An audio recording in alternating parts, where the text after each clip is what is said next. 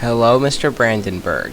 This is Marcello Perino, showcasing off my manor feudalism project. As you can see, this is the main manor.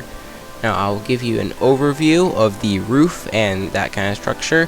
As you can see on the right, there's a little tower, along with the main structure being held up with little wooden structural components.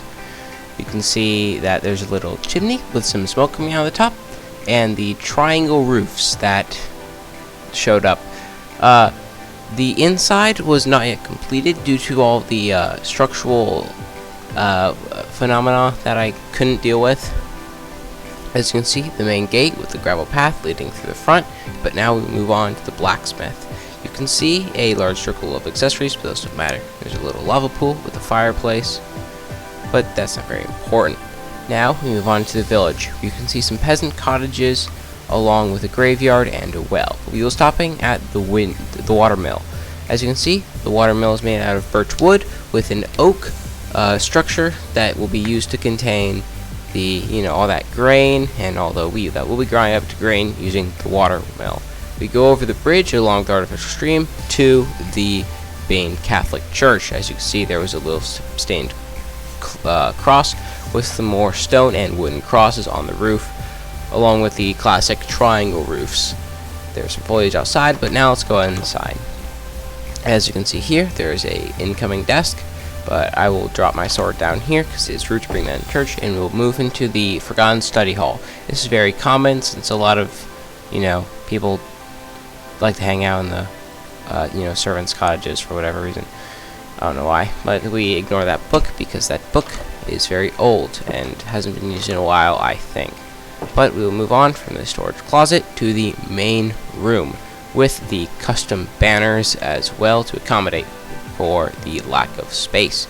As you can see, there are benches all around the area with not really Bibles because they were mostly in Latin at this time, so they're just general books that didn't really have anything on them. But we move up to the main podium. We put on the little uniform of the little preacher person. Let's give that a quick second.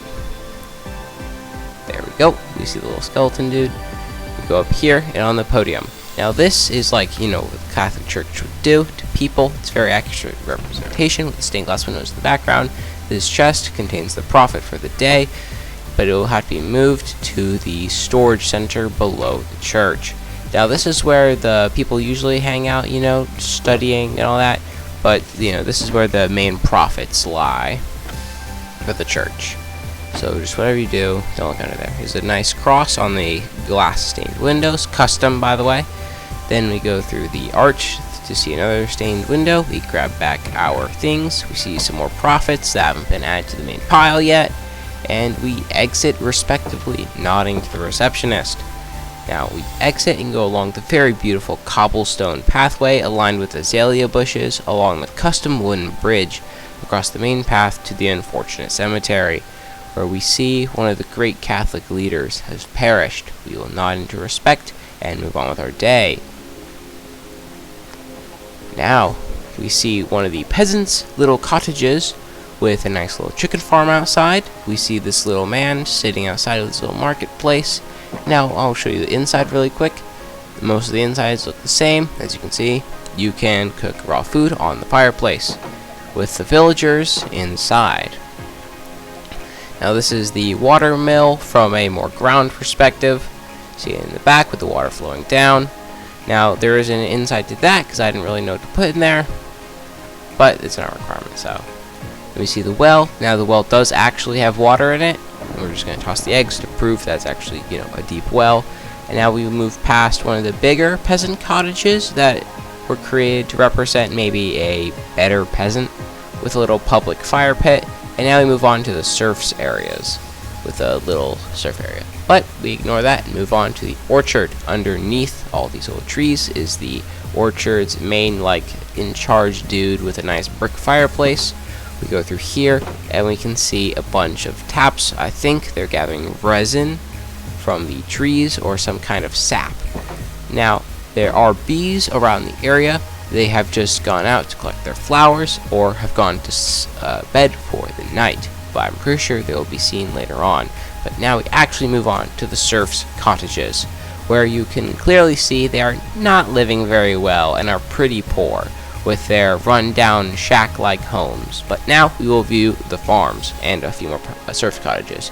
There's a nice carrot farm over here with the main farmer looking over it, along with a very bad serfs area and a tent for a traveling like peasant, and another serf's cottage next to the main wheat farm with a cool little archway surrounded by some gravel and some light in order to properly see all of the wheat and how that is fully grown. And you can see the bees, so that kind of proves I'm not lying. And we have two more serfs cottages before we look at the surrounding terrain, like this forest. Now this area is very rainy, so these forests were able to grow very lush and beautiful. So as you can see, there are a lot of trees that surround the little feudal manor. It protects against outside threats, along with an extended little river running along the side, but that does not count towards the stream because the stream was already built by hand. You can see the rest of the brick chimney, and we move on towards the back of the little areas, back up the path towards the manor. This has been my Feudal Kingdom Manor project. I hope you've had a nice time. I had a fun time building it, and a fun time constructing all the buildings. I will definitely work on this in the future. Goodbye.